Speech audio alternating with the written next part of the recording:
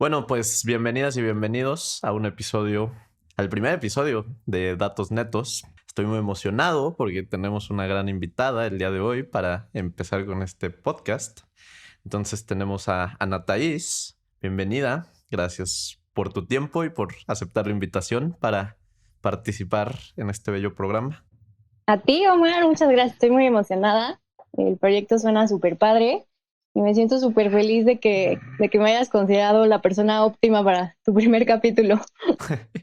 Bueno, espero que no cometa los errores de novato en este primer capítulo, pero pues bueno, creo que eres la persona ideal para tener esta conversación porque me parece que un tema ideal para empezar es, si el podcast va a hablar de datos, es como, ¿por qué es importante hablar de datos? ¿Cómo debemos hablar de datos? Y que eso es una de las cosas que quiere hacer este podcast, como que tratar en un mundo que todos sabemos que está gobernado por datos y escuchamos esto todo el tiempo, bueno, ¿eso qué significa? Entonces, pues bueno, también para que las personas te conozcan, me gustaría empezar hablando un poco de lo que has hecho de manera muy breve. Eres economista por el ITAM, después investigadora del IMCO. ¿Puedes decir rápidamente qué es lo que hiciste ahí?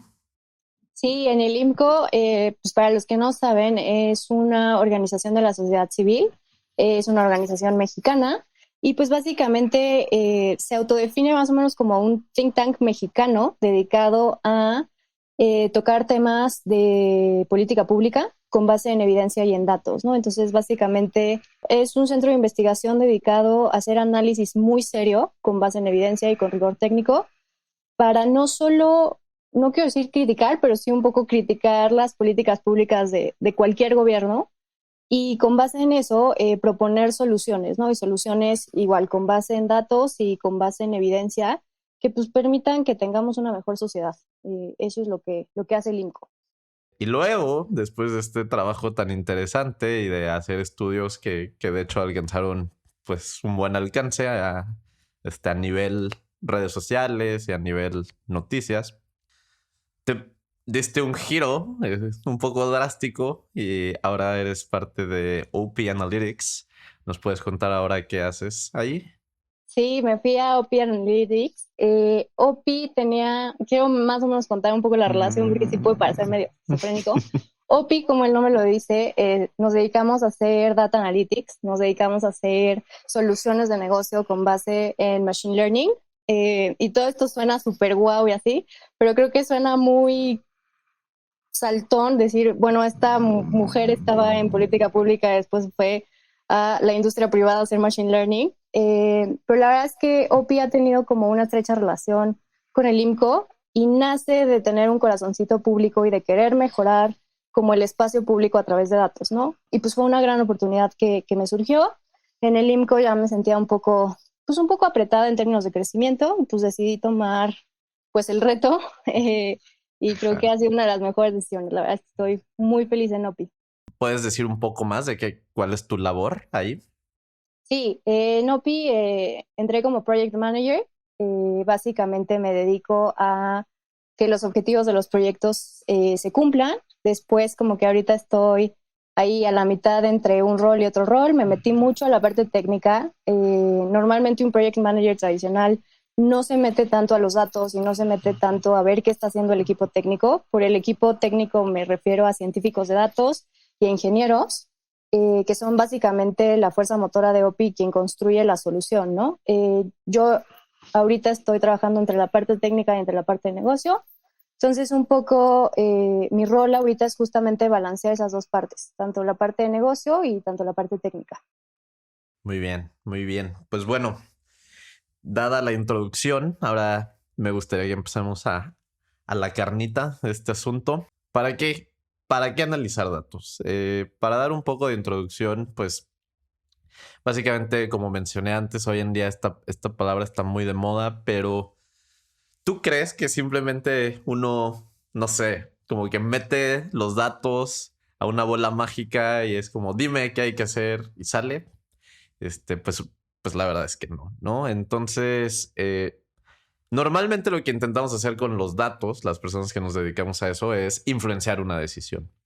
Pero nos puedes platicar acerca de cómo se da esto entre gente queriendo tomar decisiones y por otro lado, gente que es experta en analizar técnicamente los datos. Sí, a ver, creo que tocaste un punto importante que es, a ver, los datos por sí mismos, pues la verdad no sirven de nada, ¿no? Realmente podrías tener teras y teras de información, de datos, y si no hay una persona, porque creo que todavía no llegamos a ese punto, digo, la industria está avanzando hacia allá con machine learning, deep learning, lo que sea, pero si no hay una persona a la cual esos datos les funcione, o si esos datos no tienen un objetivo, y más allá de un objetivo, una persona que tome una decisión, sino eh, un contexto humano donde esos datos puedan influenciar una decisión, puedan decirte cuál es el mejor camino, te digan cuál definitivamente no es el camino. O sea, como un contexto humano en el que se introduzcan los datos no sirven de nada, ¿no? Y creo que como lo mencionas, muchas veces los datos, en particular, pues por ejemplo en la industria privada, mucho el tema es cómo utilizo estos datos para que una empresa tome mejores decisiones, ¿no? Mejores decisiones en procesos, mejores decisiones en ventas, mejores decisiones con sus clientes, tengan mejores relaciones con cualquier stakeholder de la compañía, etcétera, ¿no? Y después en un ámbito público, pues se ha movido mucho hacia, ok, ¿cómo utilizamos datos públicos? ¿Cómo combinamos datos públicos con otro tipo de datos para tener una mejor ciudadanía, para tener mejores servicios públicos, para crear una mejor sociedad, ¿no? Entonces, todo esto te lleva a que sí, justo, ¿no? Tener datos y tener grandes cantidades de datos no sirve de nada si no los incluyes en un contexto humano y si ese contexto humano tampoco es el adecuado para esos datos, tampoco sirven de nada, ¿no? Me gusta mucho eso porque básicamente la gente como de perfil más técnico se ha intentado como que especializar en cuál es el nuevo algoritmo, el nuevo modelo, el no. Y por otro lado, también tenemos personas como que escuchando esto de los datos y que tienen un buen conocimiento del contexto. ¿Cómo unir estos dos mundos donde las personas que tienen esta experiencia alrededor del contexto entiendan la parte técnica y la gente que tiene el perfil técnico también entienda el fenómeno que están intentando explicar? Es súper complicado. La verdad es que cuando yo entré a OPI se me hacía algo bastante simple, como que incluso a veces ya como ¿por qué necesitan un perfil como el mío? Que trate de unir como los dos mundos, ¿no? Que, o sea, por ejemplo, en OPI mucho es qué quiere el cliente y qué quiere el equipo técnico, ¿no? Y muchas veces balancear esas dos visiones es súper complicado, porque también del lado técnico, seré muy sincera, creo que a veces sentimos que sabemos mejor que todo mundo, ¿no? ¿Por qué? Porque tenemos datos, ¿no? Miles de veces yo he dado esa justificación y miles de veces la he escuchado, ¿no? Entonces, ¿por qué no hacer lo que una persona quiere? Pues porque yo tengo los datos y porque yo sé que esto es mejor, ¿no? Entonces sí es súper complicado, la verdad es que no es nada fácil. Creo que también a veces del lado técnico, pues justo sí tienes una responsabilidad de decir, oye, creo que esto es lo mejor porque yo tengo esta información y con base en esto sé que esta podría ser una mejor decisión.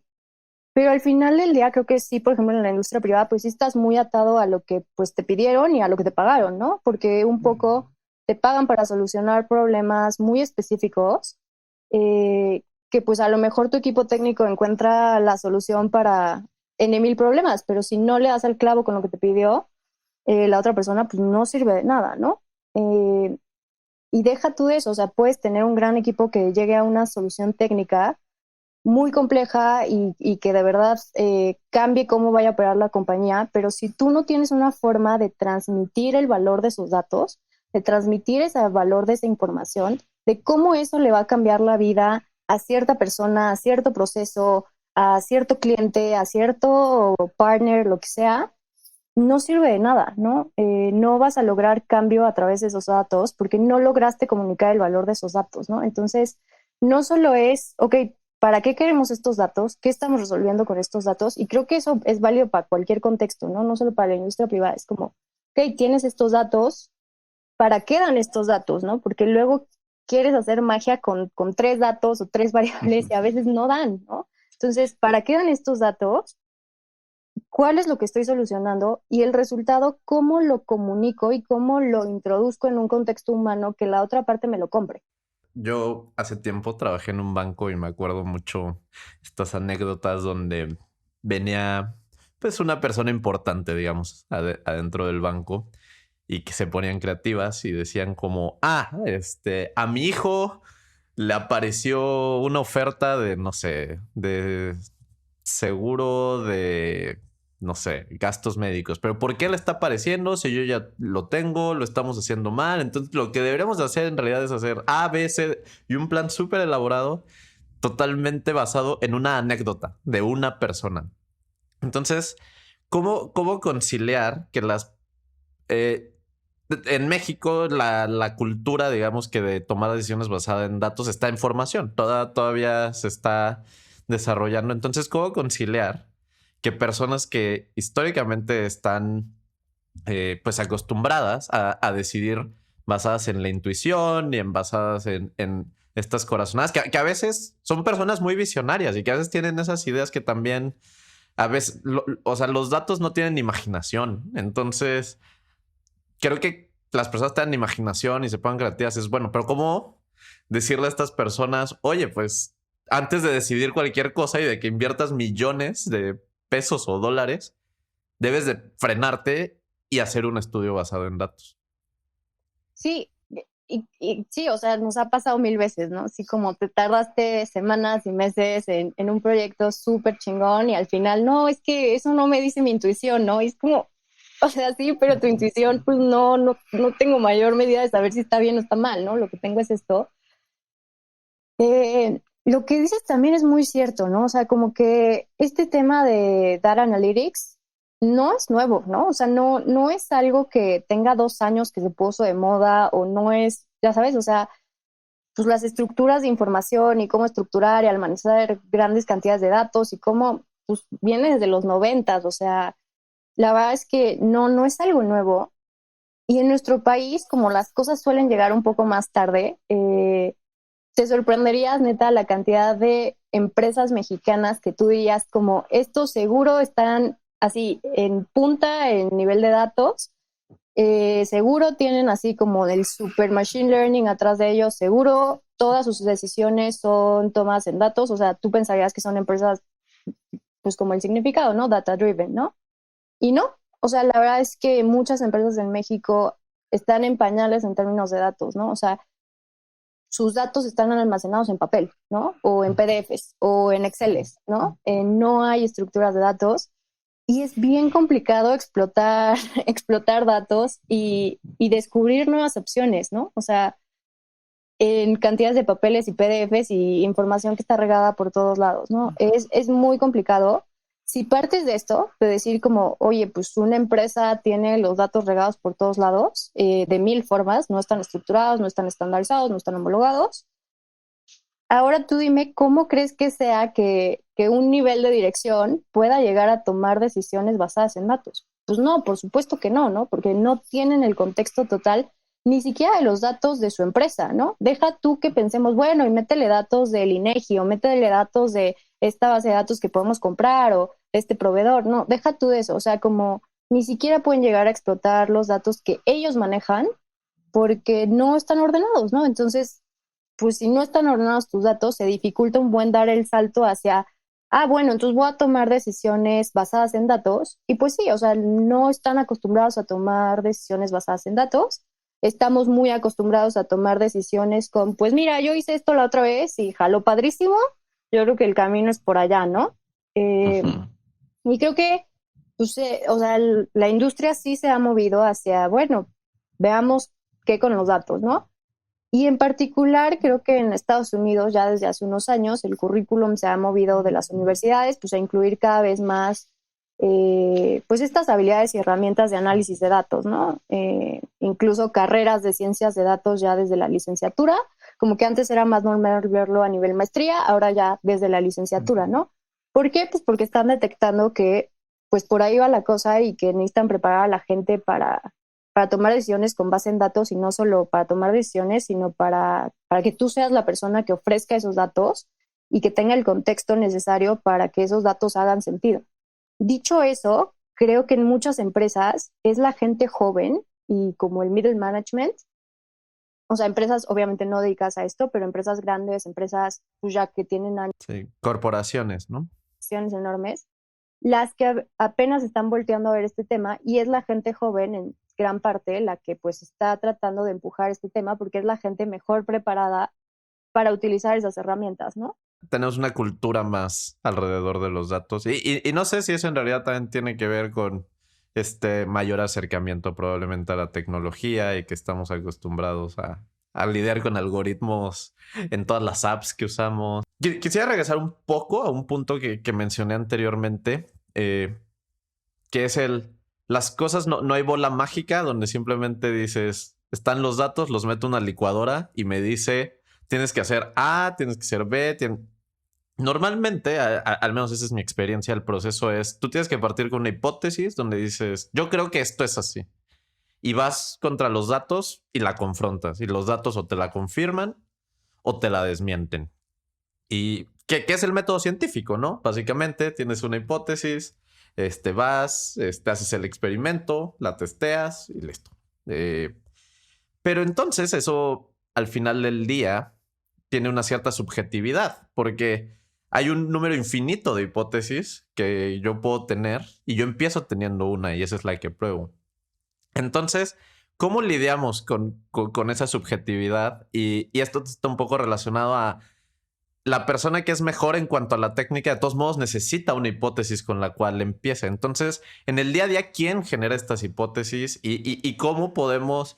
Yo creo que es muy difícil erradicar la subjetividad, pero más bien reconocer que partimos desde un punto de vista siempre subjetivo.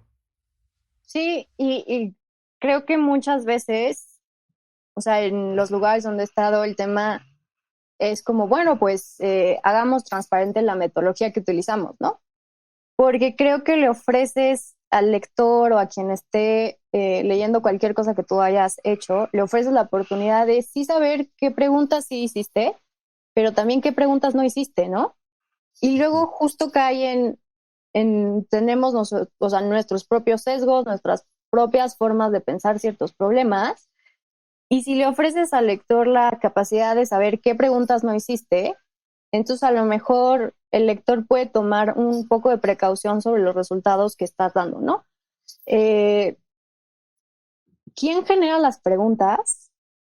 Sí, yo sí creo que depende mucho de dónde estés, ¿no? O sea, si estás en la industria privada, pues ¿quién genera las preguntas? Pues en mayor medida van a generar preguntas de negocio que van a estar enfocadas a crecimiento de revenue, a crecimiento de dinero, a crecimiento de assets, a pues más o menos pues crecer la empresa, ¿no? Si estás en el gobierno, ¿quién hace las preguntas? Es una muy buena pregunta, ¿no?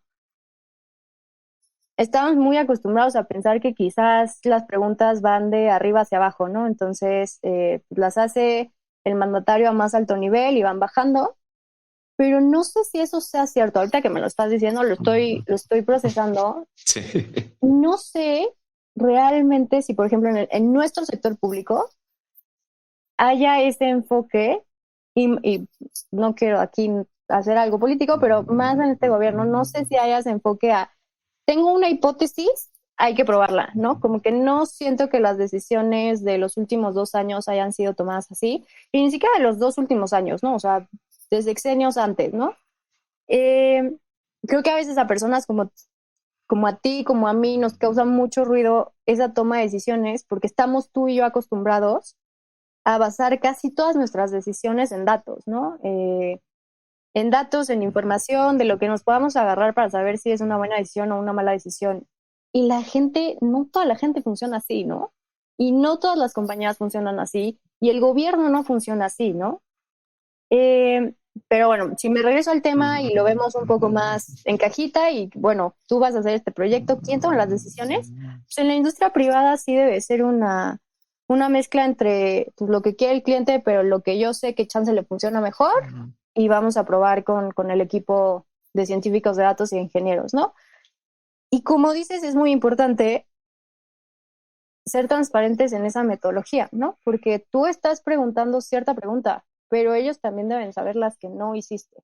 ¿Y no te pasa que, perdón por interrumpirte, que hay veces que el cliente ni siquiera sabe lo que quiere? Que llegan diciendo como, pues quiero algo como así, pero ni siquiera tienen muy clara cuál es la decisión que quieren tomar y entonces que simplemente tú vayas, se metan a los datos y te digan, pues entre opción A y B, A es mejor por esto, esto, esto y esto.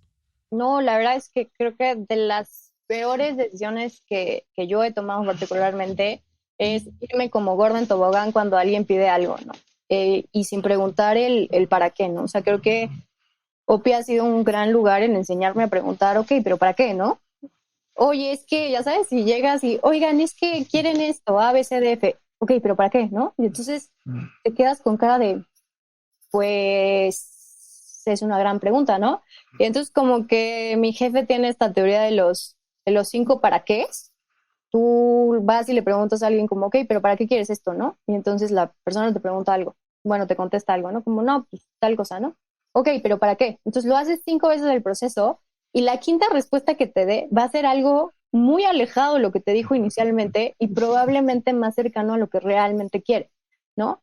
Entonces, esta idea así de irse como gorda en tobogán y decir como, quiere eso, está súper seguro de que quiere eso, normalmente no lleva a mejores decisiones y normalmente sí lleva a perder un poco el tiempo porque al final no es lo que más valor va a dar, ¿no? O sea, no es lo que los datos van a generar, no es el resultado que espera la persona y no es donde más valor se puede dar con esa hipótesis que la persona tiene, ¿no?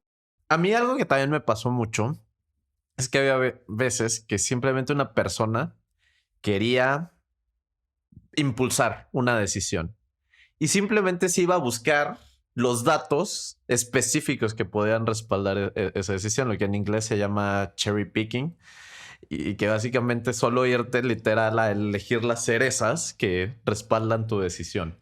¿Cómo hacer para tener como que un sistema de control mucho más objetivo y que no sea alguien impulsando una agenda y simplemente contando una historia? Porque esta palabra también es clásica, ¿no? El storytelling. Me tienes que venir a contar una historia. Cuando la realidad es mucho más accidentada y no hay una historia clara, lineal que tú puedas realmente contar. Sí, a ver, voy a empezar por lo último. Creo que esta idea del storytelling, de la narrativa, de crear una narrativa atrás de los datos, eh, creo que sí es importante, sinceramente. O sea, creo que sí existe por algo y existe justamente por el contexto humano que mencioné. Datos sin un contexto humano pues no sirven de nada. Resultados con datos sin un contexto humano tampoco sirven de nada. Presentarle al CTO de algún lado o al CEO de algún lado o al gobernador del estado que sea tu modelo super chingón de machine learning que probó 300 iteraciones en una hora y no sé qué, no va a servir de nada, no te la van a comprar, ¿no? O sea, por más bien que esté el resultado, por muy bien construido que esté el modelo, ¿no? No te la van a comprar porque sí necesitas una historia, ¿no? Porque los datos no llegan lejos por sí solos, sí necesitan una historia, ¿no? Ahora, lo que mencionas es un poco empezando al revés, ¿no? Como, mira, yo te doy estos datos, tú pregunta esto, ¿no? Y un poco regreso pues, a mis preguntas, ¿no? Como, ok, yo puedo preguntar eso y pues los datos me van a decir que sí. Si yo pregunto algo más, probablemente los datos ya no me van a decir que sí, ¿no? Y el cherry picking ha sido, creo que, de los problemas más grandes, más mencionados en la literatura. Y creo que a veces los tenemos incluso sin saber que los tenemos, ¿no? Un poco es lo que también mencionabas, ¿no? Como, ¿cómo elijo entre 1000 hipótesis? ¿Cómo puedo elegir una y saber que esa es la mera, ¿no? No, pues no, la verdad es que no lo sabes, ¿no? O sea, tú te vas por esa y haces el disclaimer de que esa es la que estás haciendo, ¿no? Entonces, el cherry picking sí, definitivamente creo que hay gente muy abusada que pues sabe que si selecciona ciertos datos va a obtener ciertos resultados, pero lo preocupante también es cuando lo hacemos sin querer hacerlo, ¿no? Ese es un poco el tema. Y del tema de la narrativa, pues regreso a mi punto, ¿no? Un poco como creo que sí es necesaria, eh, pero también creo que hay que ser sinceros en el hecho de que a veces, pues, puedes estirar mucho lo que un dato te dice a través de narrativas, ¿no? O sea, sí puedes llegar al extremo contrario de lo que realmente está diciendo la información que obtuviste. Sí, esto lleva también a un punto que es como clásico en estas discusiones alrededor de los datos, que es correlación no implica causalidad, ¿no? por dar un ejemplo a quien sea que esté viendo o escuchando esto, lo que eso significa es, hace rato estaba viendo justamente como que una correlación que se llama espuria, que decía básicamente que la cantidad de chocolate consumido en un país está muy correlacionado con el número de premios Nobel que tiene ese país. Entonces, los países que consumen más chocolate tienen más premios Nobel. Y entonces ese es el peligro, ¿no? Que la gente entonces puede interpretar como, ok, entonces si comemos todos más chocolates, vamos a tener más premios Nobel. Cuando en realidad hay como otra variable atrás que probablemente es la riqueza del país. Y entre más rico es el país, pasan las dos cosas. La gente tiene más consumo de chocolate y hay más premios Nobel porque hay más investigación y hay más recursos asignados a la educación. Entonces, ¿cómo hacer para que estas correlaciones que encontremos no acaben mal informándonos, no acaben, o sea, hay veces que me da la impresión que es mejor no tomar una decisión a tomar una decisión con información errónea. Híjole, es que, o sea, si las personas que nos escuchan supieran como todo lo que implica tener un buen modelo estadístico que dé resultados confiables, la verdad es que hasta incluso las personas que lo hacen, si lo estuvieran presentes, si tuvieras un checklist y fueras, check, check, check, tengo más de 3 datos, venga, ¿no? Eh, Creo que seríamos muchísimo más cuidadosos en los resultados que damos, ¿no?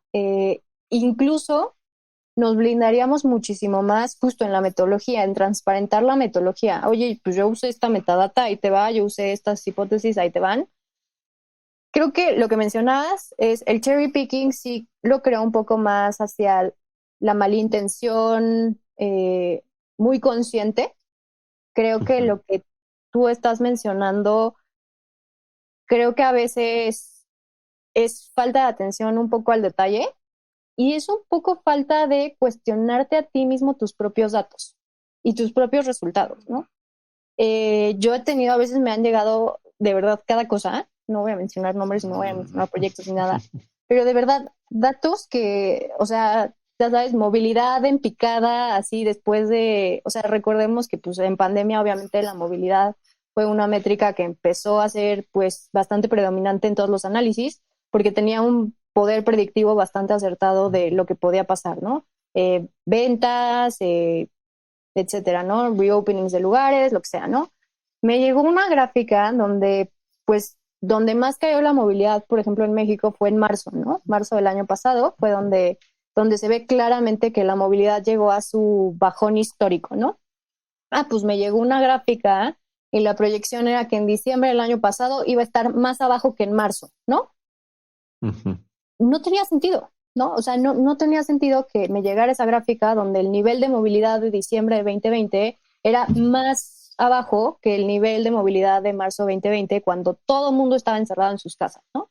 No tenía sentido y no tenía sentido porque, pues por el contexto que yo estaba viendo en las noticias, en la calle, en etcétera, etcétera, eran variables o eran datos que a mí me decían, esto está mal, ¿no? Y entonces, pues vas y preguntas como, oye, esto está mal, no, pero es que el modelo me dice que así es, ¿no? O sea, ahí tienes, creo que tienes justo como la otra cara de la moneda de lo que hablabas, ¿no, Omar? O sea, tú me decías como, oye, pero ¿qué haces cuando la gente que toma decisiones te dice, no, yo voy a tomar decisiones con lo que yo creo, ¿no? Pues tienes la otra cara de la moneda donde te dicen como, oye, esto no tiene sentido. No, es que el modelo lo hace así y está bien hecho el modelo y te puedo enseñar los resultados y te puedo enseñar los datos y chingón. O sea, no estoy diciendo que lo hiciste a propósito, no estoy diciendo que elegiste tus datos, no estoy diciendo, lo que te estoy diciendo es que este resultado, por más modelo chingón que tenga detrás, no tiene sentido, ¿no? Y si no tiene sentido es porque le faltó mucho contexto humano a los datos o a la construcción del modelo, ¿no? Entonces, ahí tienes las dos caras de la moneda, ¿no? Tienes tanto la parte de toma de decisión o la parte de negocio o la parte pública o la parte de los jefes grandotes diciendo, yo me voy por allá, no me importa lo que digan los datos, y tienes la otra parte más técnica diciendo, oye, pues el resultado así salió y le tienes que hacer caso porque ahí están los datos y ahí está mi hipótesis, ¿no? Y Sí. a veces ninguno de los dos hace sentido. A mí me gusta, o sea, esto va a ser como medio que darme un disparo en el pie, porque yo tengo una maestría en ciencia de datos y la posición en mi trabajo se llama científico de datos. Pero honestamente yo no creo en que una persona debería ser todóloga y ser este concepto de científico o científica de datos, porque eso involucra que entiendes totalmente el contexto, que entiendes totalmente el modelo estadístico, que entiendes totalmente la programación. Y simplemente hay veces que la vida no da, o sea, requeriría muchos años para que te puedas volver un verdadero experto o experta en todas estas cosas.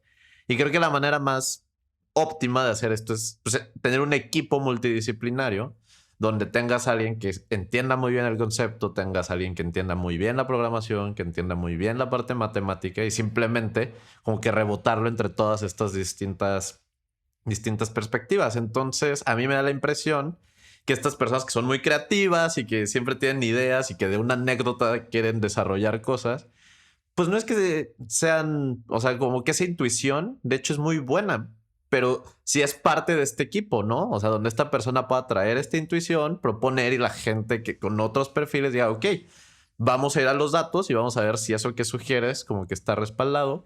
Y también algo que se hace mucho, yo trabajo en la industria tech, es hacer muchos experimentos y me da la impresión que en México no tenemos esta cultura de, antes de invertir miles de millones de dólares en un producto y sacarlo y que después fracase, como que no sabemos o no tenemos de nuevo, esta cultura como de iterar en chiquito y decir, a ver, si sacamos esto para poquitas personas, ¿cómo reaccionan? Si les ponemos A y B, ¿qué toman? A o B. Entonces, ¿cómo crees que podemos modificar esta cultura, que sea una cultura más de iteración constante, que nos permita ser más innovadores? Sí, a ver, déjame, te contesto en partes. Lo que decías de equipos multidisciplinarios, creo que justo es el tema, ¿no? O sea, creo que mucho en mi cuestionamiento de, bueno, ¿yo qué hago aquí si ya hay alguien que es científico de datos, si ya hay alguien ingeniero que programa en Python super pro y así, como, ¿qué hago aquí? Es justamente balancear visiones y hacer literalmente las preguntas adecuadas, ¿no? Las preguntas adecuadas donde te das cuenta que hace falta contexto en los modelos o en los datos, ¿no? Eh, y sí, o sea, creo que esa es la respuesta, definitivamente, ¿no? O sea, no puedes dejarle solo a una persona toda la responsabilidad de, bueno, ahora, como dices, ¿no? Como, bueno, ahora dame el número de la lotería, ¿no? No, o sea, no es posible y no cae dentro de una sola persona, ¿no? Y de lo segundo, sí, completamente de acuerdo, ¿no? O sea, creo que ya todo este tema de Slim Startups y aprender a iterar muy rápido, en ciclos muy rápidos. Para los que no sepan, básicamente es, pues, ¿por qué en vez de que pases meses haciendo un producto así grandote y esperando meses la liberación de un producto que a lo mejor a nadie le gusta y que a lo mejor nadie usa? ¿Por qué no pruebas tratar de un producto más chiquito que sirva de algo y sacarlo al mercado en chinga, ver cómo reaccionan los clientes, cómo reacciona el mercado potencial? Y pues si hay gente que te dice, oye, me gusta, pero ¿sabes qué? Creo que yo le pondría ABCDF, y entonces regresarte y ponerle ABCDF y volverlo a sacar, y como es como un constante ciclo de retroalimentación, ¿no? Y creo que esa es la palabra clave, si te soy sincera. Creo que a veces no nos gusta recibir retroalimentación de lo que hacemos. Creo que somos personas a veces muy susceptibles a, pero ¿cómo no le gustó todo lo que le propuse, no? Y creo que justo el secreto es ese, ¿no? Es el secreto tanto en lo que acabo de mencionar, en equipos multidisciplinarios que te puedan dar retroalimentación de varios puntos de vista, y es el secreto en experimentar, ¿no? En poner a prueba tu producto, porque eso es lo que estás haciendo. Y creo que sí somos muy susceptibles a poner algo en lo que hemos invertido tiempo, recursos, creatividad, hasta incluso hasta corazón de yo amo este producto y sé que va a jalar, y ponerlo en medio para recibir retroalimentación, ¿no? Y digo retroalimentación porque no quisiera confundirlo con la palabra crítica, ¿no? Porque creo que crítica nos pone aún más tensos esa palabra, ¿no? Y hay crítica súper constructiva y hay crítica súper positiva, e incluso la crítica mala puede ayudar, pero creo que sí somos muy susceptibles a exponernos a nosotros mismos y a nuestro producto a recibir ese loop de retroalimentación que realmente nos haría generar mucho mejores productos y mucho mejor. Hay un tema cultural ahí, ¿no? A mí me pasa todo el tiempo. Yo aquí trabajando con gente, pues, que tiene, digamos que antecedentes muy distintos y personalidades muy distintas. O sea, yo en México normalmente me consideraba alguien abierto a la crítica y abierto a, digamos que no, como se dice, no soy de piel delgada. Como que yo me consideraba a mí, yo alguien muy fuerte mentalmente y de repente empiezo a ver críticas súper frontales, súper puntuales. Y al principio yo sí me sacaba mucho de onda, pero veía que nadie más se sacaba de onda, como que yo era el único como, oiga, no creo que esto fue demasiado duro. Y la gente era como, no, y seguían con su vida y la siguiente junta te sonreían y, o sea, nadie se toma esto personal, nadie se toma esto. O sea, es una crítica a tu idea, no es una crítica a ti como persona. Y creo que sí, es súper difícil a veces diferenciarlas. Creo que, de verdad, creo que es un proceso de crecimiento tanto profesional como creo que personal incluso. Digo, aquí no es terapia, pero sí creo que es un proceso súper así. Y regreso a lo que decía al principio, ¿no? El lado técnico normalmente tiene esta idea de yo sé mejor. O sea, como de, me está pidiendo eso, pero no, o sea, yo le voy a dar esto porque yo sé mejor que él. ¿Por qué? Porque, o sea, y si unes todos estos puntos, justo es eso, ¿no? Yo sé mejor y entonces si yo invertí tiempo y capacidades y talento y creatividad en un producto, pues sí te pone un poco vulnerable el hecho de que haya mucha gente que diga como, oye, pero esto la neta es que no me funciona, esto la verdad es que pudiste haberlo hecho de Z maneras, esta no funciona. Y sí, creo que sí tienes mucha razón. En Opi también somos súper frontales y yo también estaba igual que tú, ¿no? O sea, de repente ver cómo gente le contestaba a nuestro CEO o al CTO y yo así como, ¡oh! Ya sabes, porque y aparte tenemos esta cultura de no, es que si lo dice el jefe debe estar bien. No, o sea, la verdad es que no y creo que las empresas justo que fomentan esa apertura y esa como, ok, dime que no, pero con base en qué, ¿no? O sea, no me vengas a decir que no solo porque se te ocurrió que no, dime A, B, C, D, F y lo vamos rebotando y sí me di cuenta que ese proceso de retroalimentación o sea, va a sonar súper cursi, pero nos hacía muchísimo más fuertes. O sea, sacábamos productos que de verdad casi nadie podía tumbar, ¿no? O sea, era como 360 y casi nadie podía decir, oye, pero no pensaste en esto. No, sí pensé en esto, pero A, B, C, D, F, ¿no? Y sí, la verdad es que creo que sí o sea, es lo que mencionaste, ¿no? Equipos multidisciplinarios que te dan una visión pues no diría 360 porque siempre hay algún cacho que nadie ve, pero lo mayor cercano a 360, iteraciones rápidas que hacen que mucha gente que no es del equipo logre dar su retroalimentación, que hagan mejor al producto y al final acabas con algo súper robusto, porque entonces justamente, y me regreso a todo lo que hemos dicho, te salvas de, oye, es que no vi esto en los datos, oye, es que me faltó este dato que hacía que este resultado ya no fuera lo que es, ¿no? Y que me cambiara todo, ¿no? Porque entonces ya no tienes a una sola persona encargada de diseñar, ver los resultados, análisis, entregar el producto, o sea, ya no es solo una persona, tienes a muchas personas con ojos sobre la misma cosa que de verdad enriquecen todo lo que estás haciendo. ¿Y no crees que también a nivel cultural esto se traduce en que las empresas mexicanas a veces son lentas? A veces esta cuestión que con lo de la pandemia, muchas empresas empezaron a moverse hacia un esquema donde la gente podía trabajar desde casa cuando durante años los empleados lo habían pedido y las empresas decían, no se puede, es imposible. Y en cuanto ya, o sea, no quedó otra, se dieron cuenta que era mucho más sencillo. Como que no crees que como miedo a fracasar que tenemos como mexicanos y en lugar de otras culturas están bien abiertas a decir voy a intentar 10 cosas distintas, 9 van a fracasar, pero entonces voy a descubrir la una que sí va a jalar y ya que tengamos esa le metemos todo y ahora sí ya pues digamos que le ponemos mucho más recursos, pero a las que fracasaron no las castigamos, sino simplemente es como, ok, tenía 10 equipos, este fue el que jaló. Gracias a los otros 9 sabemos que por ahí no es. Ahora ustedes pónganse a hacer otra cosa y otra cosa y otra cosa para que entre más ideas tengamos es más probable que le demos a la que sí jale. ¿No crees que eso como que justo hace que como que ese miedo a decir vamos a intentar una y le vamos a poner todo, pero como ya le hemos puesto mucho presupuesto, ya no podemos aceptar que fracasó y nada más como que nos metemos en una espiral de gastar recursos?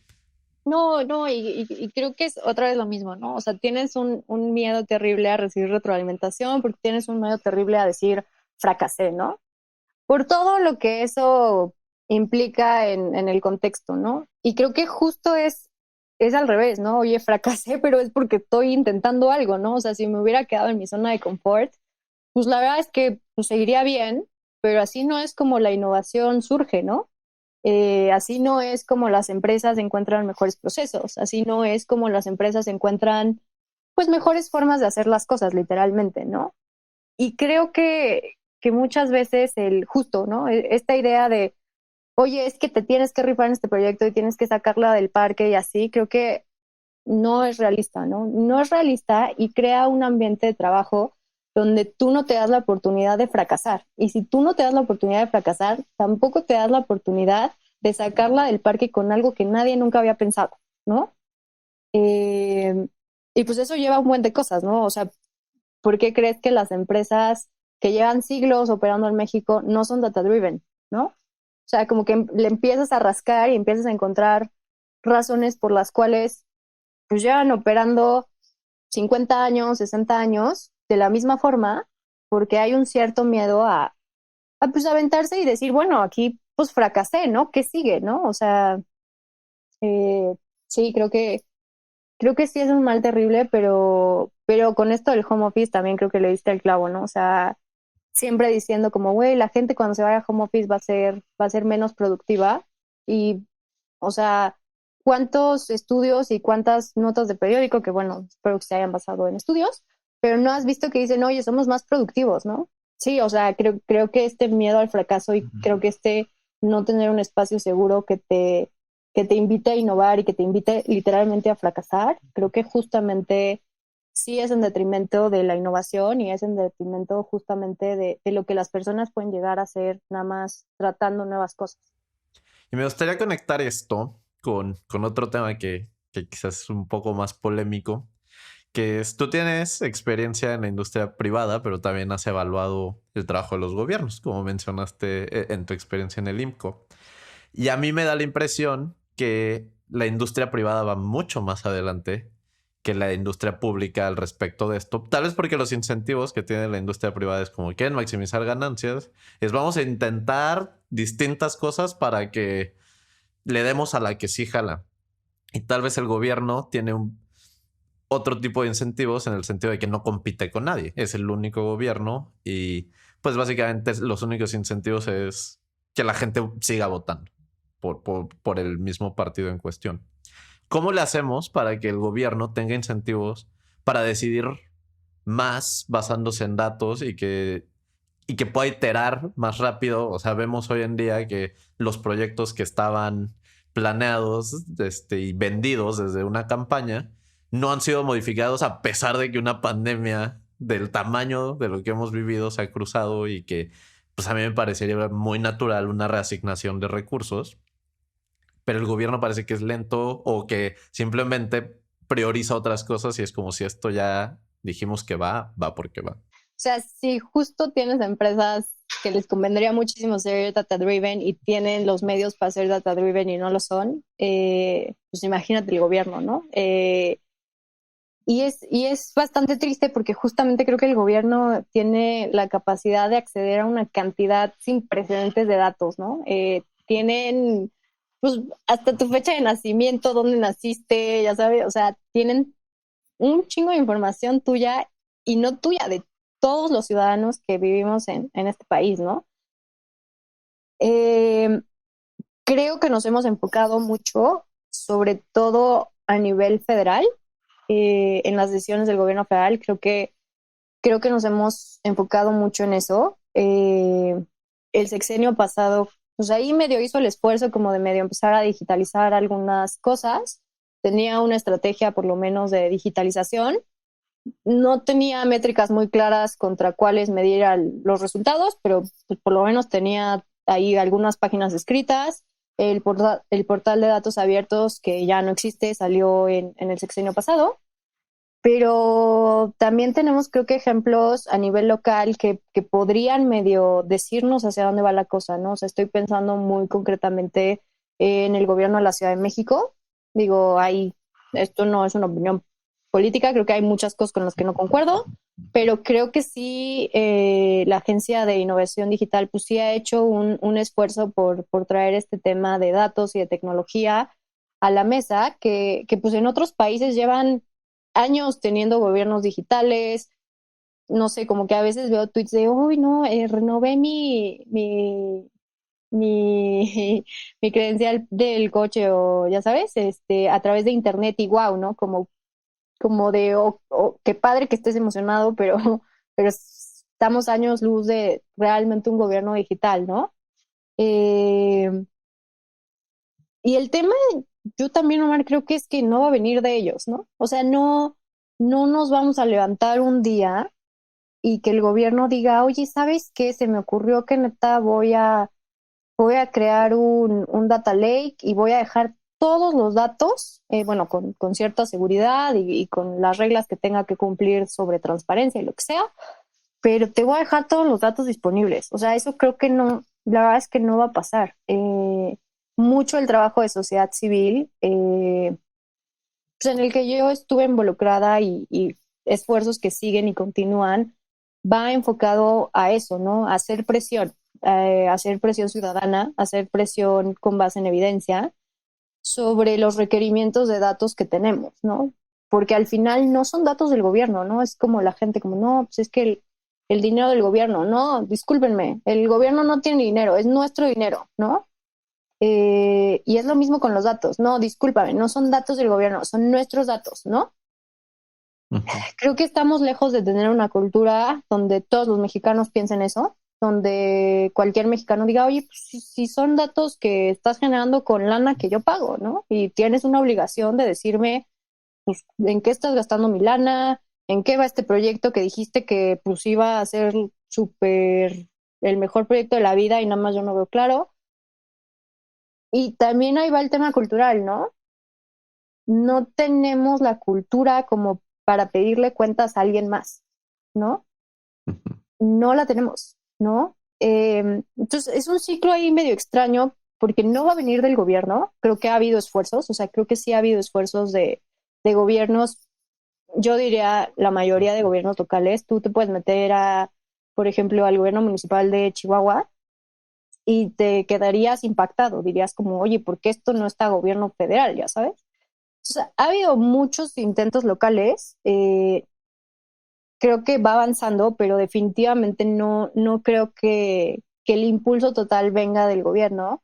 Creo que mucho del impulso tiene que venir de exigir, ¿no? Y está complicado porque no tenemos esa cultura, pero hay que ir poniendo pues nuestro granito de arena en construirla, ¿no? Yo creo que esa es la única solución que le veo en términos de construir bases de datos confiables. O sea, a mí me parece impactante que hasta hace 2 años no teníamos información en bases estructuradas sobre nuestros desaparecidos, ¿no? No había, no existía. No tenías información pública que te dijera qué estaba pasando con los desaparecidos. En un país que cuántos miles de personas están desaparecidas, ¿no? En un solo sexenio desaparecieron, ¿qué te gusta? 30,000 personas hace 2 sexenios. ¿Cuántos más han desaparecido desde entonces, no? No había bases de datos, no había datos públicos, no había nada que tú pudieras consultar y decir, bueno, voy a buscarle por aquí. No había nada. Oye, y entonces me gustaría preguntar, el IMCO, ¿cómo le hace para hacer sus análisis? Porque, o sea, y esta pregunta tiene un poquito de dos vertientes y no quiero como que dejar preguntas como que tengas que responder como cinco al mismo tiempo, pero digo, el presidente en turno constantemente ha dicho esta frase de yo tengo otros datos. Entonces, ¿cómo le hacemos para decir estos son los datos fiables y que el IMCO pueda decir mi análisis es robusto porque se basa en estos datos que están verificados y son confiables? Y de hecho, o sea, más adelante te puedo preguntar acerca de lo que salió acerca del nuevo aeropuerto, que tú estuviste involucrada en aquel análisis y que acaba de haber una actualización. ¿Cómo diferenciar este dato es confiable, este no? Y el IMCO, ¿cómo se nutre de datos?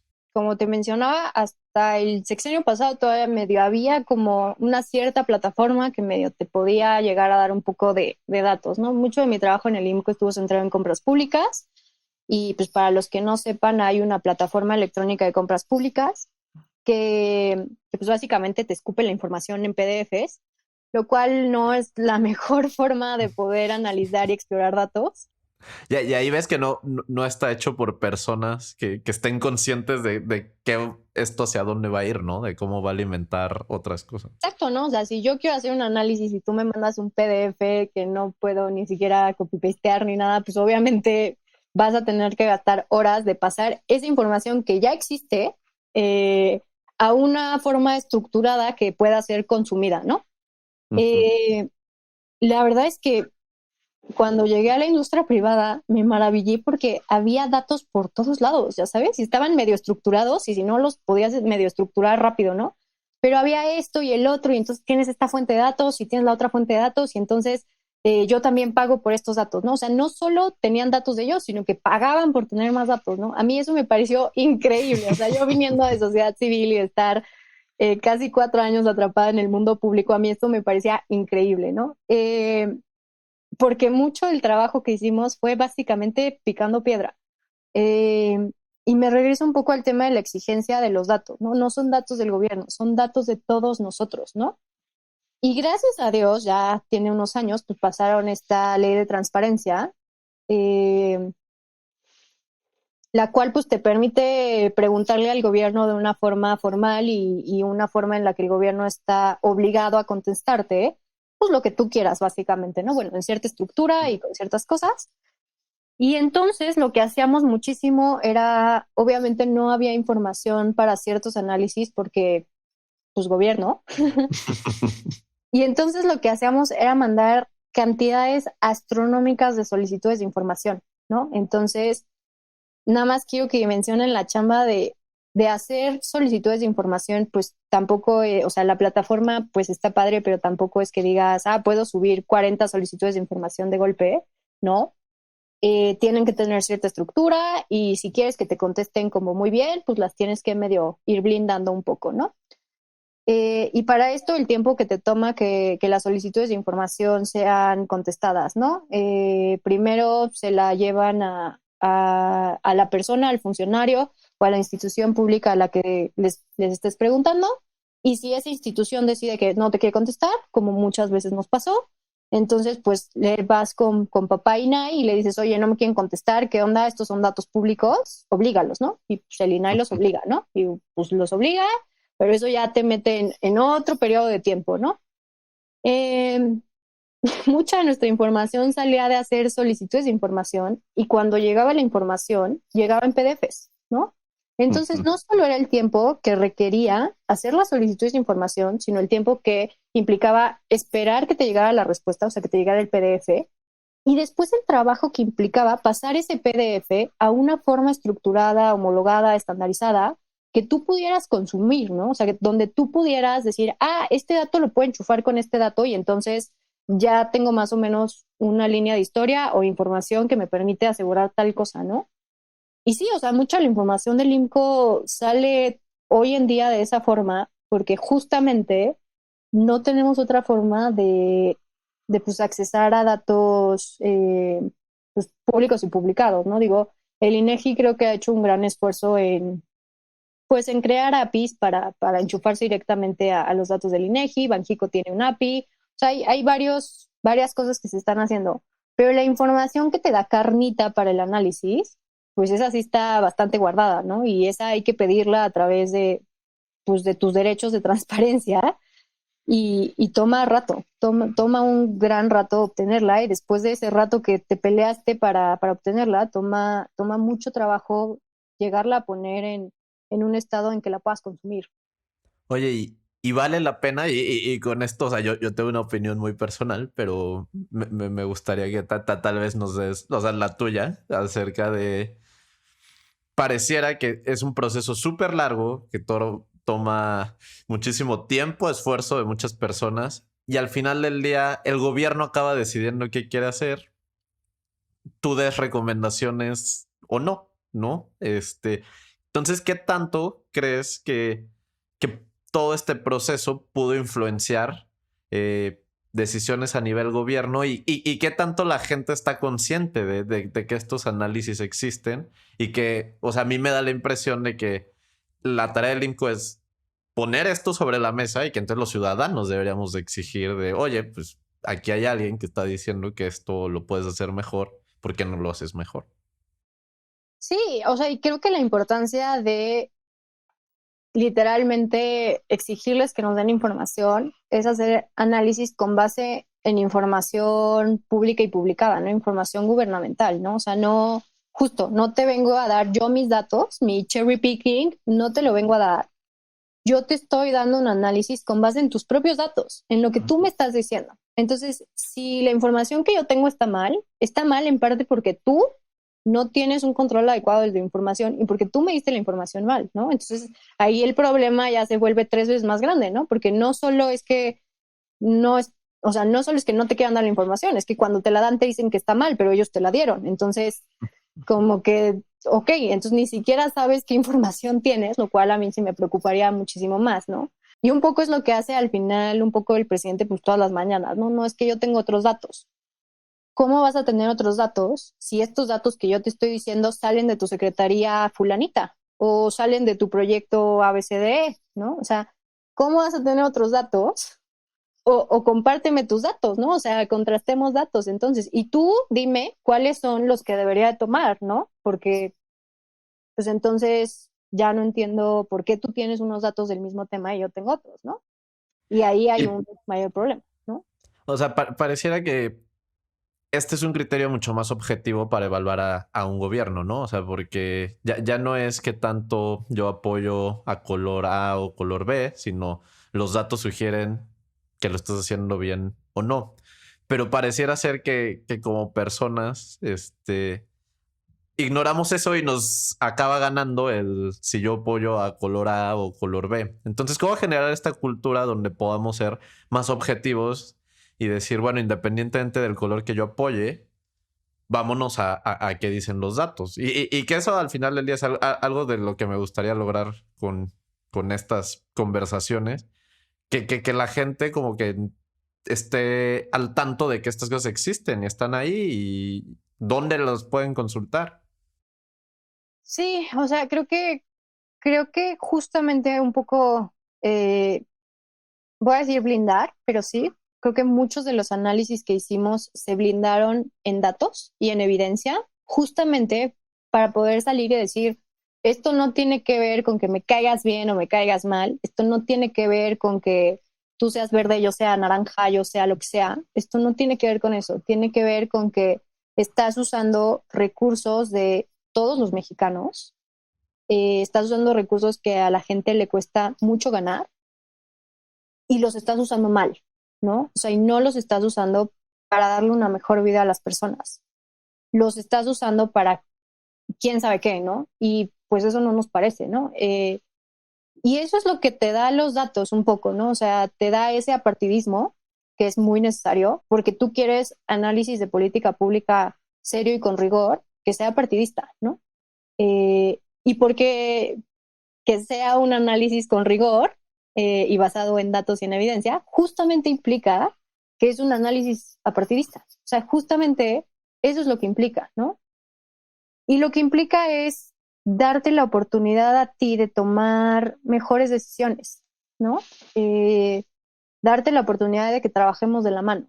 Un poco es lo que siempre hemos querido hacer. La verdad es que no lo hemos logrado muy bien, pero sí, eso es lo que queremos y también lo que nos encantaría justamente en relación a lo que decía es pues que la gente despierte un poco, ¿no? O sea, que le dé curiosidad de decir, oye, pero y entonces, o sea, estos güeyes dijeron esto y tú estás diciendo esto, entonces, o sea, y esa es la forma en la que empiezas a generar un poco de, pues de curiosidad, creo que sí pasa por generar curiosidad y después pasa por hacerle saber a la ciudadanía que es su dinero, son sus datos, tienen, o sea, tienen el derecho completo, justamente porque es su dinero y porque son sus datos, de exigir respuestas y de exigir pues mejores resultados, ¿no? Pareciera que necesitamos ese árbitro imparcial, ¿no? O sea, porque el gobierno, o como cualquier empresa, como cualquier equipo, es muy natural que si tú te tienes que evaluar a ti mismo, siempre te vas a dar una palmada y vas a decir qué bien lo estoy haciendo. Pero tal vez necesitas un ente que esté independiente y que puedas hacer, que te puede evaluar puede ser de una manera proactiva. O sea, no, esto no se trata de te voy a evaluar para meterte el pie, te voy a decir, oye, aquí hay una oportunidad, ¿por qué no la explotas? Sí, sí, sí, no, o sea, no se trata de decir, oye, la cagaste, chance lo podría decir como hay áreas de oportunidad, pero sí, o sea, la verdad es que sí, creo que, como te mencionaba, o sea, esto no va a venir de que el gobierno un día se despierte y decida, te voy a dar todo acceso a mis datos, no hay problema, ¿no? Pues porque ya sabe cómo le va, ¿no? También digo, también. Pero a lo que voy es, si a eso le sumas un poco de exigencia ciudadana, la verdad es que en algún paper leí que ya era un ciclo vicioso, por ejemplo, el tema de los impuestos, ¿no? No pagas impuestos porque nada más sientes que no hacen nada bien con tus impuestos y entonces pues no ves ni más servicios públicos, ni mejores servicios públicos, ni nada más ves que tu dinero se va, entonces pues menos pagas impuestos, ¿no? Entonces, como que se empieza... Que digo, también ahí me parece que a veces, y eso es algo que se me hace muy interesante del análisis de datos, de que a veces cuando vemos datos en lo general y dices, no, pues, o sea, no sé, cuando ves el dinero que se destina a la educación y que dices, no, ese dinero suena como a muy poco, ¿no? Debería de haber más apoyo a la educación y debería de haber más apoyo a la cultura y debería de haber... Pero luego te dicen, oye, pero te vamos a subir los impuestos y ahora, vamos a cobrar la tenencia. Y todos luego como que nos ponemos a la defensa y es como, no, ¿por qué? Entonces también ahí siento que hacemos un poco de cherry picking, ¿no? De que estos datos de cuando no van en mi contra, también nosotros decimos como, sí, sí, aquí claramente esto sugiere que deberíamos hacer esto, pero cuando ya los vemos desde otra perspectiva, como que reaccionamos a la defensiva. Y a veces siento que en las empresas pasa lo mismo y que cuando una empresa también le dices, oye, no estás haciendo las cosas también se ponen a la defensiva, ¿no? Sí, o sea, sí, creo que sí, o sea, le diste al clavo y por eso digo que es un poco un círculo vicioso, ¿no? Porque aquí es mejor educación, sí, ¿quieres un sistema de salud universal? Sí, claro, ya sabes, pero ya cuando te dicen, ok, te voy a cobrar 40 de ISR, pues ya sí, no sabes qué pasó, ya sabes, y entonces te blindas un poco como, oye, pues es que, ¿sabes qué? No me has demostrado que puedes darme un servicio de calidad, ¿yo por qué lo voy a pagar, no? Y entonces te van a decir, o sea, sí, pero porque tenía 3 pesos, entonces necesito 4 para darte un mejor servicio, pero necesito dinero, si no, no lo puedo ejecutar, ¿no? Y entonces como que sí, no, o sea, son intereses que se empiezan a cruzar y que creo que a veces justamente este árbitro imparcial del que mencionas, creo que es necesario justamente como para desenredar la cantidad de intereses cruzados, que obviamente en el sector público son 20 veces más grandes que lo que hay en el sector privado. Creo que el sector privado tiene objetivos muchísimo más claros y muchísimo más estructurados. Eh, pero sí, ¿no? O sea, incluso desde gobierno, ¿no? Todos estos organismos autónomos, el INAI, que dice como, oye, bueno, pues te voy a dar tu información, ahí hazle como que tú quieras, pero ahí está la información. La COFESE de, oye, pues estos precios no deberías de estar cobrando la gasolina en esto y los bancos no deberían de estar haciendo esto con las afores. O pues en su momento ya ahorita ya no funciona también, ¿no? Pero un organismo como el regulador de energía, que pues decía, oye, pues chance de invertirle a una refinería, pues no es la mejor inversión que podemos hacer, ¿no? Piénsale más hacia un parque eólico, ¿no? Sí son Sí. necesarios y creo que dan un poco de luz a la dificultad de desenredar esta cantidad de intereses cruzados que tenemos, ¿no? Y ver el Totalmente. mayor bienestar posible, ¿no? O sea, creo que a veces si te centras mucho en, bueno, es que yo no quiero dar más dinero, pero después tratas de ver un poco más lejos y salirte un poco de tu visión y de lo que tú quieres y lo que tú necesitas y decir, bueno, esto nos va a hacer mejor a todos como sociedad, quizás no a mí en lo particular, pero como sociedad mejor, pues quizás es más fácil decir, bueno, pues le entro, ¿no? Sí. Oye, y ya para empezar a cerrar, hay otro tema que es un poco de cambio radical, pero que a mí me parece un tema muy interesante y que me parece que es algo que deberíamos de cambiar. Que cuando la gente analiza datos hay esta cultura de, a ver, dame un número. ¿Cómo le hacemos para empezar a educar a la gente en que si nos piden un número, es imposible que le vayamos a atinar? Pero podemos dar un rango. Podemos decir, bueno, el peor escenario es este, el mejor escenario es este.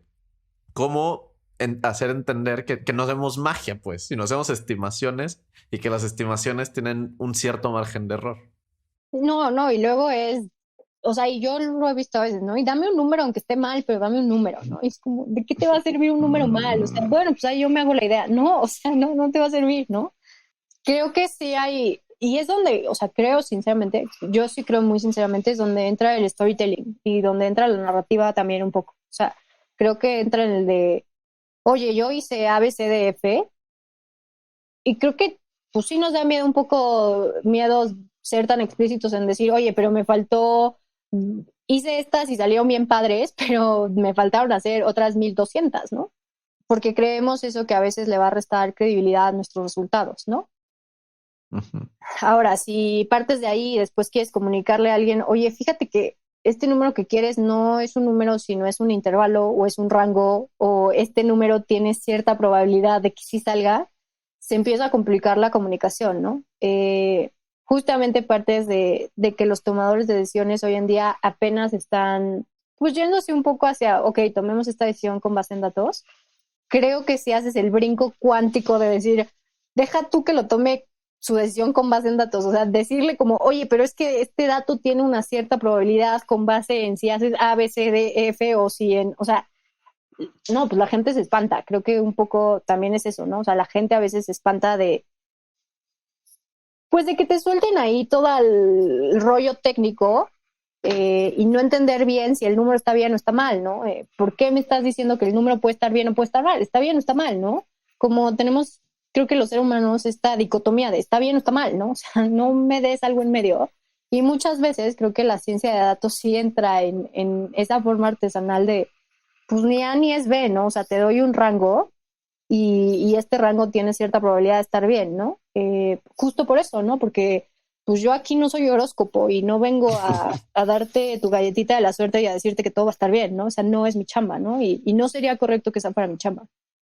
Sí. Eh, Creo que eso va a mejorar conforme las empresas se vuelvan más data-driven y conforme los tomadores de decisiones empiecen a entender un poco más el lado técnico y pues sí, empiezan a entender que, oye, pues estas son proyecciones, o sea, no, no son adivinanzas, ¿no? O sea, eh, Y, y, y cuando te piden un número, ¿cómo decides qué número dar? Porque puedes tomar el promedio, puedes tomar un escenario pesimista, un escenario optimista. ¿Cuál es ese proceso? o sea, pues es que nosotros la verdad es que abusamos del promedio, pero o sea, yo siento que de repente ya estás Totalmente. promediando hasta lo que ni siquiera has sentido que promedies, ¿no? Como de, lo promediamos, no, o sea, no, no, ¿de qué hablas, no? Eh, Creo que hay mucho tema de, pues, de técnica y de metodología que hay que abordar en eso. Y repito, o sea, ya sé que parezco perico, pero creo que sí hay que tener mucho esfuerzo y mucho enfoque en cómo comunicas los resultados. Creo que, y no, no necesariamente para bien, pero pues para ser transparentes, ¿no? Pero tal vez eso nos falta mejorar a la gente que nos dedicamos a la parte técnica, ¿no? O sea, hay muchas veces que siento que es el miedo al jefe, el miedo a la persona que tiene cierta jerarquía, el que no quieres quedar mal con nadie. Entonces es como, es más fácil decir solo un número y ya, en lugar de decir, a ver, te voy a dar el número, pero de una manera clara, concisa, que me puedas entender, te voy a explicar las limitaciones que puede tener este número. O sea, y creo que pasa por eso, ¿no? O sea, creo que justo hay, o sea, por eso tienes gente de muchas disciplinas trabajando en el mismo problema, ¿no? Porque habrá gente que es mejor comunicadora y habrá gente que pueda dar las limitaciones de ese número sin que el jefote o el cliente o quien sea se preocupe de que, oye, pero es que este número entonces está mal, ¿no? O sea, este número no puedo creer en este número, ¿no? Creo que hay mucha gente que tiene ese don y creo que también es importante trasladar ese conocimiento a las áreas técnicas, ¿no? O sea, obviamente cada quien se va a especializar en lo que es mejor, pero, pero creo que también para comunicar un número fácilmente necesitas entender la parte técnica, ¿no? Y necesitas a alguien técnico que te diga, oye, aguas con esto por ABCDF, ¿no? Y entonces ya yo me hago bolas y a ver yo cómo lo comunico, pero tener la información, porque tienes razón, o sea, darte un número así de, oye, ¿cuándo me voy a recuperar, no? O sea, tuvimos un cliente que literal la pregunta que hizo fue como, oye, tengo una pregunta de negocio, ¿cuándo me voy a recuperar? O sea, ¿cómo? O sea, a ver, no, Sí. espérate tantito, ya, ¿cómo que cuándo? O sea, no, dame chance, vamos segmentando tu pregunta y vamos acotándola y, o sea, pero sí a veces llegan a pasar esas cosas y donde esta metáfora de dame un número sí tiene que ser, creo que controlada y tiene que ser controlada en mayor parte justo por la parte técnica. Sí, totalmente. A mí también me da la impresión que a veces le damos demasiado peso a los números, pero una parte también como de la gente de un perfil más técnico que en lo personal yo es algo que valoro mucho es la manera lógica en que pensamos las cosas. Que hay veces que antes de dar un número es saber explicar una cierta lógica. Yo te voy a dar un ejemplo. En estadística existen dos tipos de errores, que es el error tipo uno y tipo 2, que básicamente es el falso negativo o el falso positivo. Entonces, supongamos, para dar un ejemplo, es yo estoy en la decisión entre salir a la calle o no salir a la calle porque es, no sé, el cumpleaños de mi amigo. Entonces, lo que yo no quiero es equivocarme. ¿Y cómo me puedo equivocar? Me puedo equivocar si salgo, pero me contagio, ¿no? O me puedo equivocar quedándome, pero en realidad no había un riesgo. Eh, Entonces, el error tipo uno tipo 2 antes de que yo le ponga probabilidades o lo que sea, es como, bueno, a ver, si, si salgo y me contagio, me pongo en peligro a mí, está en peligro mi vida o de la gente con la que vivo y lo que sea. En cambio, la otra manera en la que me puedo equivocar es quedándome y que en realidad no pasó nada, todos se la pasaron bien y en realidad ni me hubiera contagiado. Y es como, pues eso suena que no es deseable. O sea, me daría como el famoso FOMO o lo que sea, como el quedarme aquí y ver en redes sociales a mis amigos divirtiéndose. Pero pues como que con ese error puedo vivir. O sea, la consecuencia catastrófica es simplemente me perdí un cumpleaños de mi amigo, hemos estado en otros cumpleaños juntos, esperemos que podamos tener más cumpleaños en el futuro. Entonces, pues tal vez la mejor cosa es que no vaya, porque evalué dos tipos de errores. Si te das cuenta, ahí no le puse un solo número, ¿no? Pero es analizar y disectar esto desde una perspectiva lógica. ¿No sientes que a veces nos falta trasladar esta como manera lógica de pensar a la hora de analizar este tipo de problemas? Entonces, en lugar de calcular como de una manera súper precisa cuál es la probabilidad de que yo me contagie si voy, es como, bueno, ¿cuál es la decisión que quiero tomar? Ujú. La voy a segmentar de esta manera y entonces llego más rápido a cuál es esa solución. Sí, o sea, definitivamente creo que hay un tema de eso, pero también creo que hay un tema muy de naturaleza humana, de que no nos gusta la incertidumbre, ¿no? No te gusta vivir en la incertidumbre, somos mejores cuando, bueno, pues ya, ¿sabes qué? Ya, voy a tomar la decisión y pues ya, ¿no? Y aplicas el, bueno, ya, que Dios, que sea lo que Dios quiera, ¿no? Y tú como, oye, no, espérate, pero y eso tiene que ver porque no nos gusta la incertidumbre, ¿no? Entonces hablabas del jefezote o ya sabes, de este tomador de decisión que dice, oye, pero dame un número, ¿no?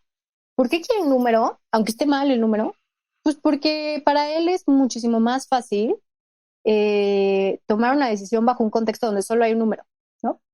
Si ya hay un rango de números, eh, pues ya su decisión ya no es tan fácil, ¿no?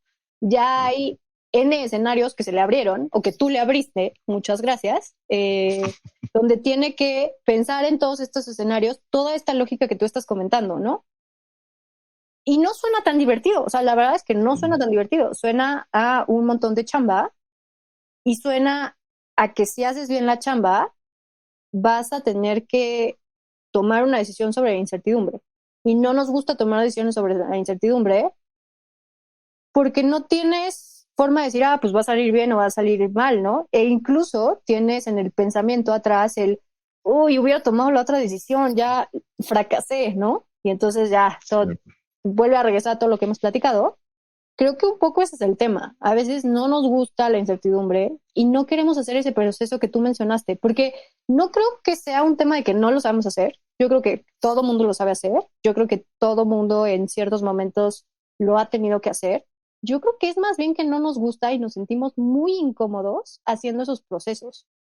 Pero entonces, o sea, entiendo que es naturaleza humana como quererte ser tonto a ti mismo, ¿no? O sea, porque en realidad el tener un número que yo te diga, pues me voy a sacar un número de la manga, eso no reduce la incertidumbre. Simplemente en tu mente crees que hay menos incertidumbre. Sí, y crees que hay menos opciones y crees que era la única decisión que podías tomar, ¿no? Entonces no había, cuando te preguntan, oye, pero ¿por qué? Porque ese era el número. O sea, no había otra forma de que yo tomara esta decisión, había un número, ¿no?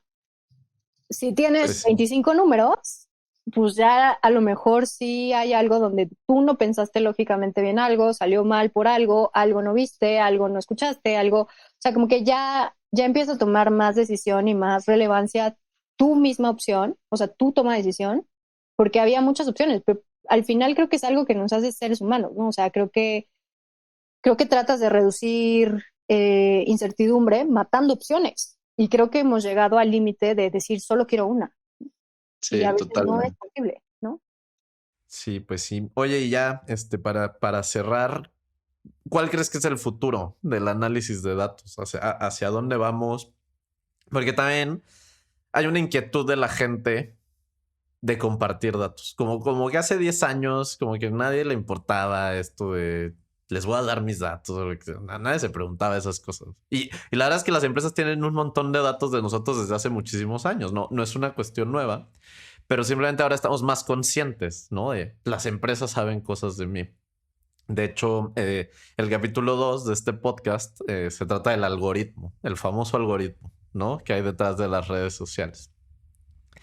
Entonces, ¿cómo crees que vamos a poder balancear esto de explotar mejor los datos, hacer la vida de las personas que proporcionan los datos mejor, pero al mismo tiempo convencerlas de que es importante que den esa materia prima, porque si no, pues no hay modelo que pueda correr sobre datos que no existen? A ver, sobre el futuro de esta parte de Data Analytics, creo que pues va para largo. La verdad es que creo que, creo que, por ejemplo, en México estamos pues iniciando básicamente en lograr entender qué significa esto, cómo lo explotamos, cómo tomamos mejores decisiones. Y creo que cuando das esa herramienta, obviamente también hay formas de usarla mal, ¿no? Tú me preguntas, ¿no? Como, ¿por qué ahora la gente se preocupa de lo que firma cuando dice acepto términos y condiciones, ¿no? Pues porque ahora la gente más o menos tiene una idea de qué es lo que hacen con sus datos, ¿no? Y pues a la gente a veces no le gusta que sientan que están usando sus datos contra ellos mismos, ¿no? Es un poco el mismo síndrome del gobierno, ¿no? Como yo, ¿para qué te voy a dar datos si ya sé por dónde viene, ¿no? Creo que se ha ido generando una conciencia, creo que o sea, ha habido documentales sobre eso, o sea, ha habido pues, mucha información de, oye, ya te diste cuenta que pues las redes sociales no son gratis, ¿no? Les estás pagando con tus datos, ¿no? Y uno puede decir como, ay, bueno, ¿y qué les importa mi foto, no? Pues a lo mejor sí, ¿no? O sea, a lo mejor ganan lana con base en tu foto, ¿no? Entonces creo que las personas un poco, pues están tomando conciencia de eso. Eh, y digo, estas decisiones pudieron haber sido tomadas en buena fe o en mala fe o ni siquiera en ningún tipo de fe, ¿no? Nada más, pues alguien decidió que era buena idea usar ciertos datos de esa forma y pues, ¿no? Creo que un poco ese es el tema con la conciencia que se está generando en las personas de las que estabas hablando. Eh, pero también creo que nos hace falta muchísimo camino, ¿no? Creo que hay todo un tema ahorita justamente de legislación sobre pues, derechos de quiénes son los datos, ¿no? O sea, quién tiene derechos sobre los datos y cómo se pueden hacer uso de esos datos personales, ¿no? Yo creo que a veces sí ya se hace un poco difusa la línea entre, oye, es un dato personal, pero lo publicaste en una red social, entonces pues ya es medio un dato público. Eh, Sí. Hay muchas discusiones, se va a acabar legislando, pero ya sabemos que ahorita las leyes llegan 3 años tarde después de lo que ya hay un desastre. No, y además el internet evoluciona cada vez más rápido y seguimos legislando a velocidades súper lentas. No hay forma de hacer catch up, o sea, no hay forma de hacer catch up. creo que la gente está tomando conciencia y es otra vez lo que digo, ¿no? Es como, pues las personas tienen que ser las que impulsen esto, tienen que ser las que sean más cuidadosas con sus datos, ¿no? Otra vez, como son tus datos, tú estás autorizando o no estás autorizando cierto tipo de uso de los datos, ¿no? Creo que están tomando conciencia de eso y definitivamente tampoco me gustaría como que esto se frenara, ¿no? Creo que hay mil posibilidades de usar datos para muy buenas razones, o sea, y para una diversidad, yo creo que los datos dan para todo, la verdad, para mejorar todo en este planeta, ¿no? Para saber dónde estamos, creo que son súper importantes, pero saber también, pues, hacia dónde va la cosa, ¿no? Y hacia dónde va la cosa si no hacemos acciones concretas, ¿no? Pero sí, le falta mucho a este tema y creo que pues hace falta a muchas personas que les interese, deja tú analizarlos y dar resultados, curiosear con los datos, ¿no? Jugar con los datos, como preguntarse como, oye, bueno, ¿y esto de dónde salió, no? Pero pues ahí vamos. Totalmente. Bueno, ya para terminar, pues este podcast se llama Datos Netos, entonces, traigo aquí un par de datitos que podría compartir, pero no sé si tú quieras compartir algún dato con nuestro, auditorio. O sea, auditorio me suena como a radio así, noventera, de noticias, pero bueno, con quien sea que esté escuchando esto. No, a ver, la verdad es que pensé mucho en esta pregunta, que les voy a ser sincera, ayer Omar me dijo, oye, te voy a hacer esta pregunta, nada más yo creo que dijo, no voy a agarrar en curva. Y como que empecé a pensar en todos los datos que yo tenía en mi cabeza y eran datos horribles, o sea, así como 8 de cada 9 contratos se van sin hacer licitación pública, así datos horribles que dije, no, ¿sabes qué? O sea, no, no. Mejor no le traigo tristeza a la gente. Estaba en algo que haya ahí leído, no sé qué, y leí o sea, es un dato medio menso, pero bueno, leí ahí en National Geographic que todas las personas del mundo cabrían en Los Ángeles, ¿no? Entonces, si paras a las personas y se ponen hombro con hombro, y entonces cabrían todas las personas del mundo en Los Ángeles, y me pareció un dato súper curioso, porque dije, wow, ¿no? O sea, como quién me hubiera imaginado que, o sea, somos un chingo, pero cabemos todos en el mismo lugar, ¿no? Y pues ya, o sea, la verdad es que no quería darte datos tristes. No, ese me parece muy bueno y sí, sí está interesante porque a veces pensamos que ya, pues somos demasiados porque además si crees, si ves cómo ha sido un crecimiento exponencial de la población, pero pues aún así, pues estamos distribuidos en un terreno gigante, ¿no? Y de hecho, pues no sé, por ejemplo, cuando ves los mapas de la elección de Estados Unidos, esto salta mucho, ¿no? Que ves en medio todo rojo, todos los estados rojos y que dices, no, pues obviamente republicanos ganando por mucho, pero cuando es la cantidad de gente que vive ahí, es nada. Y luego ves las costas, estados chiquititos, pero donde vive muchísima gente, que ese es un problema en sí mismo, ¿no? El problema de la gentrificación y de la distribución de la población. No, y de la mala planeación urbana que tenemos y la mala planeación demográfica que tenemos, ¿no? O sea, creo que pues, las tasas ya van bajando, pero creo que es más por milagro que por decisiones conscientes y objetivas de qué hacer con los recursos del planeta, ¿no? Bueno, yo tengo un par de datos entonces que voy a compartir. Encontré un estudio del 2013 que decía que el 90% de los datos disponibles se generaron en los últimos 2 años. O sea, entre 2011 y 2013 se generaron el 90% de los datos que existían hasta ese momento. Que no me extrañaría que ahora esos datos son nada a comparación de lo que se ha generado en el último año.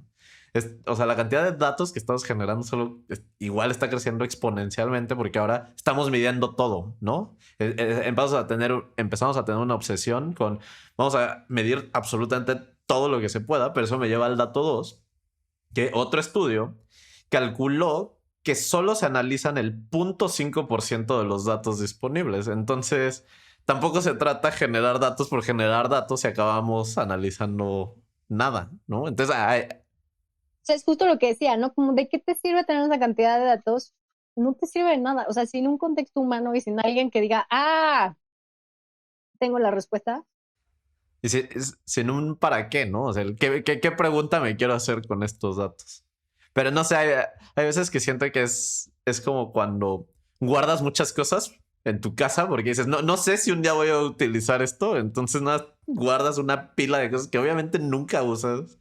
A mí me ha pasado que me he mudado y hay quejas que nunca abrí, y que es como, bueno, o sea, claramente, si en un año que viví aquí nunca abrí esta caja, pues probablemente esto no lo necesito. No, y ¿sabes qué? Creo que a veces hasta nosotros mismos nos autolimitamos, ¿no? O sea, como, o sea, muchas veces hay análisis de, oye, pero es que no hagamos esto porque no tenemos este dato, ¿no? Y está bien, ¿no? O sea, como los datos no te dan para hacer ese análisis, está bien que digas, oye, no hagamos estos datos, pero a veces creo que sí la pregunta debería ser como, ok, pero ¿cómo los conseguimos, no? O sea, debe de haber una forma, ¿no? O sea, datos, como lo acabas de mencionar, hay un buen, o sea, ¿cómo conseguimos esos datos, no? O sea, creo que a veces nos autolimitamos así, no, pues es que esos son los datos que hay. ¿Cómo consigues más, no? ¿Cómo consigues mejores datos, no? Quizás también es una pregunta interesante. Ese es otro tema, ¿no? La calidad de los datos, porque no nada es recopilar información por recopilar, sino cómo garantizar la No, calidad. no, nos podemos pasar horas hablando de... Sí, no. O sea, y sí, justo, no solo es volumen, ¿no? O sea, volumen ya lo logramos. Y mucha gente creo que dices datos y automáticamente lo asocias a un número, ¿no? Pero piensa video, audio, imágenes. O sea, hay una cantidad de datos allá afuera Sí, que van a resolver N cantidad de problemas. Digo, nos van a generar unos esperemos. datos. Esperemos. Sí, o sea, seguro nos van a generar unos problemas, pero sí, esperemos que encontremos la forma de que toda esa cantidad de datos la pongamos a buen uso. Totalmente. Pues bueno, Ana, muchísimas gracias por tu tiempo. Aprecio mucho que hayas tomado mi llamada y hayas aceptado ser parte de esto. Creo que estuvo muy interesante todo lo que platicamos aquí. Y pues vamos a ver hacia el futuro cómo se mueve esta industria que... O sea, que no sé si esto es una industria o más bien algo que todas las industrias deberían de empezar a adoptar. Sí, creo que es ambas. Sí. Entonces, pues bueno, algo con lo que quiera cerrar. No, pues agradecerte, Omar, muchísimas gracias. Me encanta, o sea, me encantó esta idea que tienes de proyecto, de verdad. Creo que sí nos hace falta este tipo de contenido y ya quiero escuchar los demás podcasts y quiero ver qué nos dicen las demás personas. Claro que sí. Pues bueno, vamos a parar la grabación hasta aquí. Gracias a quien sea que llegó hasta este punto de la entrevista. Perdón por la lectura. Y pues bueno, saludos a todas y todos.